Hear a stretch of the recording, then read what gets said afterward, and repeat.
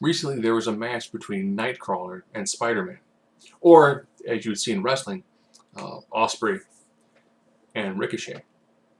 Apparently, this has put a pretty stiff divide in wrestling fans.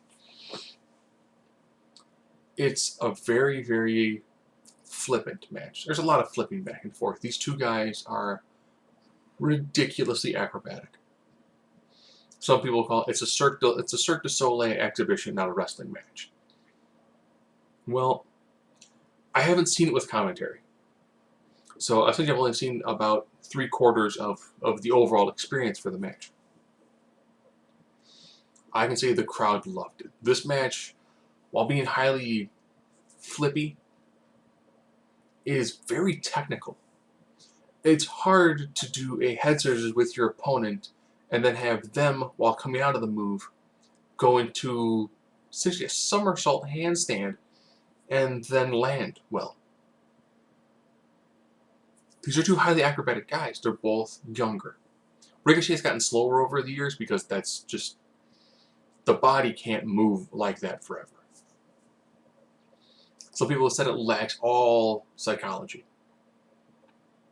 A lot of indie matches that hit that very much fast car crash style, it's hard to do a lot of psychology because it's big move, kick out of two, counter, big move, kick out of two, counter, big move, kick out of two, counter. And they're great for a live audience because they're so fast-paced and energetic. So it's hard to get the little nuances in here and there. That having been said, they do have nuances in this match. Some of it ends up being when they go for pinfalls, it's a near leg pinfall. Okay? Why does that matter? Well, the far leg, you're putting your full body weight across your opponent and then arcing them. With a near leg, you're getting maybe 60, 70% of your body weight. So a kick out from a near leg is actually easier. Plus, it's a shoulder off the mat. So if I got a near leg hook, I've got pretty much one half of the body fully pinned down, the other shoulder, very easy to get up. When you do a full crossbody, there's pressure on both shoulders.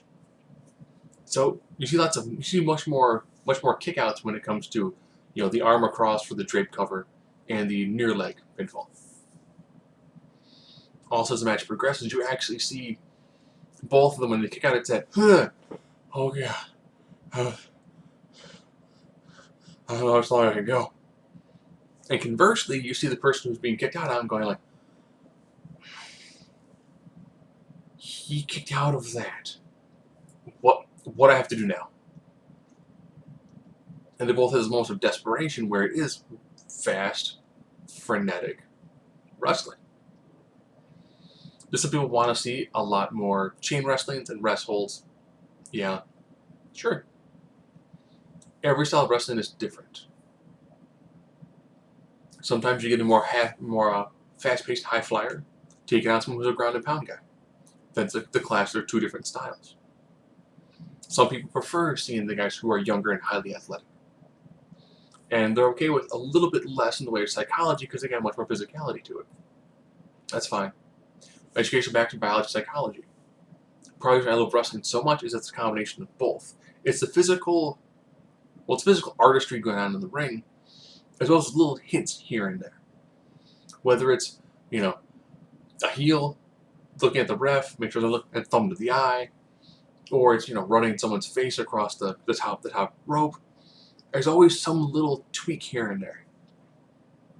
When it's done poorly, it's, Lex Luger while beating down the corner.